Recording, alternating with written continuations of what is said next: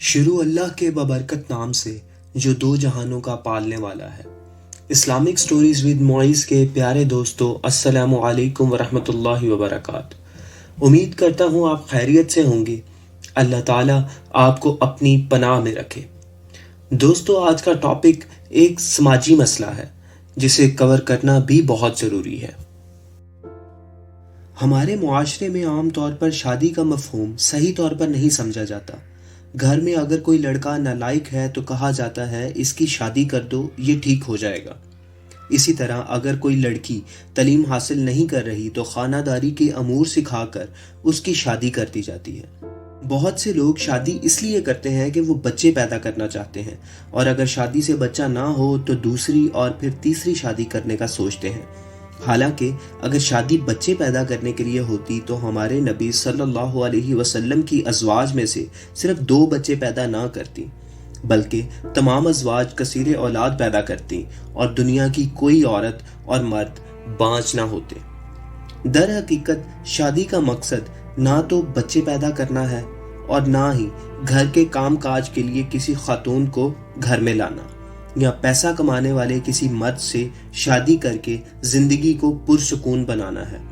شادی کا اصل مقصد 2 میاں بیوی کا ایک دوسرے سے ذہنی سکون حاصل کرنا ہے، ایک دوسرے کا لباس بننا ہے، اچھے برے حالات میں ایک دوسرے کا سہارا بننا ہے، ایک دوسرے کا دوست بننا ہے۔ اور اگر میاں بیوی شادی کے اس مقصد کو حاصل نہیں کر پاتے تو یہ شادی ان کے لیے بربادی بن جاتی ہے۔ اس ویڈیو میں ہم 7 ایسی وجوہات کا ذکر کریں گے جو اگر میاں بیوی کے درمیان ہوں تو طلاق لے لینا شادی کو قائم رکھنے سے بہتر ہے۔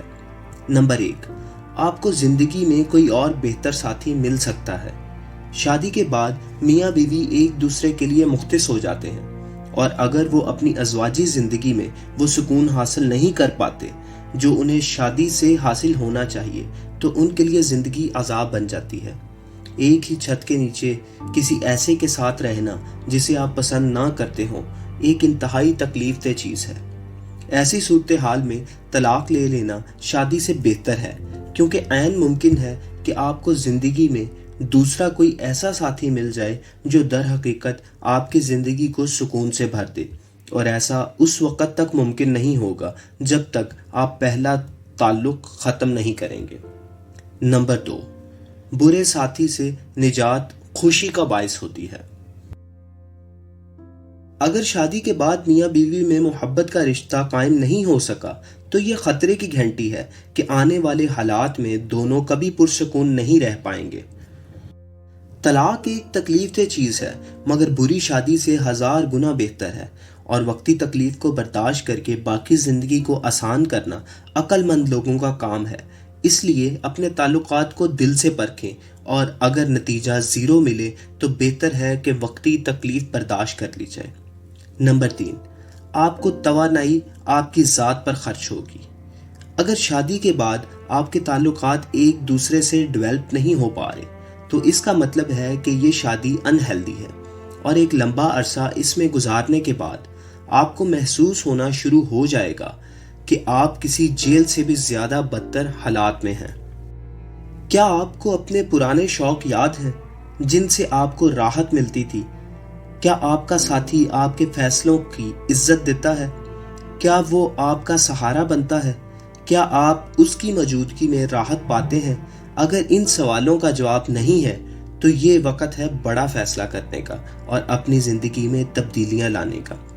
ماہرین کا کہنا ہے کہ بیڈ میرج یعنی ایک بری شادی آپ کو ہر وہ کام کرنے سے روکتی ہے جو آپ کرنا چاہتے ہیں اور جس کو آپ شادی سے پہلے کر کے خوشی حاصل کرتے تھے، اور ایسے موقع پر طلاق حاصل کر کے جو توانائی آپ ایک ایسے تعلق کو بنانے میں خرچ کر رہے ہیں جو آپ جانتے ہیں کہ کبھی نہیں بنے گا، تو بہتر ہے طلاق حاصل کر کے وہ توانائی کسی اچھے مقصد کے لیے خرچ کریں، تعلیم حاصل کریں اور اپنی ذات کی تکمیل کریں، اور عین ممکن ہے کہ آپ کو اللہ کسی اور بہتر ساتھی سے ملوا دے۔ نمبر 4، بچوں کی خوشی۔ ہمارے معاشرے میں بہت سے میاں بیوی ایک دوسرے سے اچھے تعلقات قائم کرنے میں ناکامی پر شادی کو صرف اس لیے قائم رکھتے ہیں کہ ان کی طلاق ان کے بچوں کی زندگی پر اثر انداز ہوگی۔ وہ ایک دوسرے کو طلاق تو نہیں دیتے مگر گھر میں روزانہ ایسا ماحول پیدا کر دیتے ہیں جو بچوں کی زندگی پر طلاق سے زیادہ برے اثرات مرتب کرتا ہے، اور وہ کئی طرح کی ذہنی بیماریوں کا شکار ہو جاتے ہیں اور ان کا مستقبل تباہ و برباد ہو جاتا ہے۔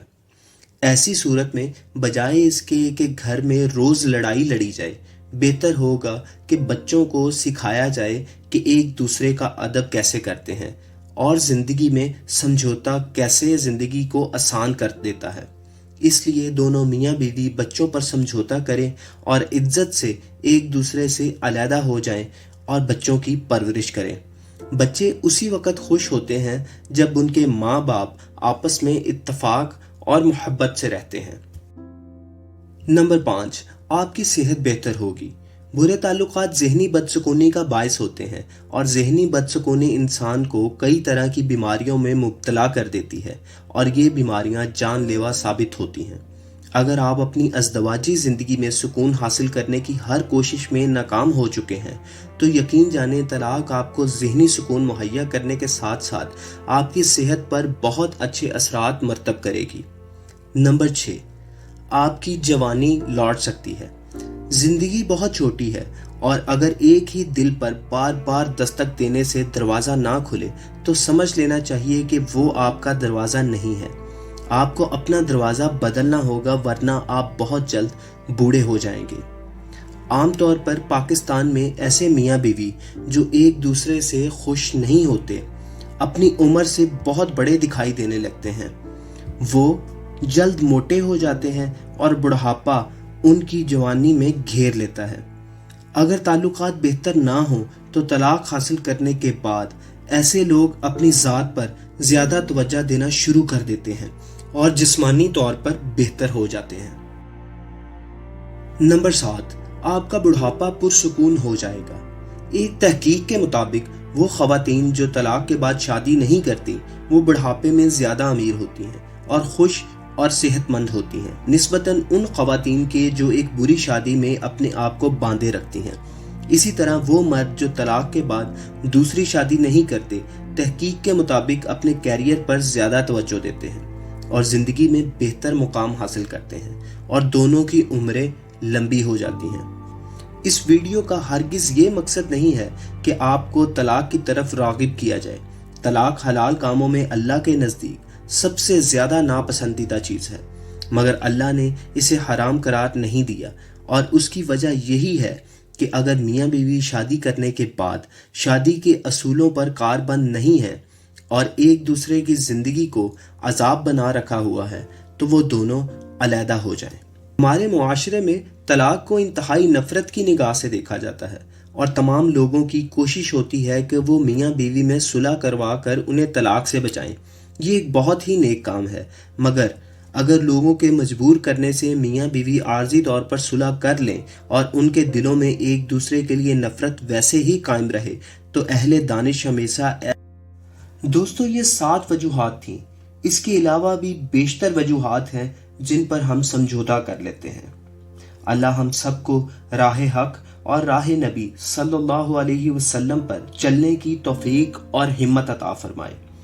اگر آپ چینل پر نئے ہیں اور آپ کو میری یہ ویڈیو پسند آئی ہے تو چینل کو سبسکرائب کر کے بیل آئیکن کو پریس کریں تاکہ ہر نئی آنے والی ویڈیو کا نوٹیفیکیشن آپ کی موبائل سکرین پر ملتا رہے۔ انشاءاللہ پھر ایک نئے ٹاپک کے ساتھ ملاقات ہوگی۔ فی امان اللہ۔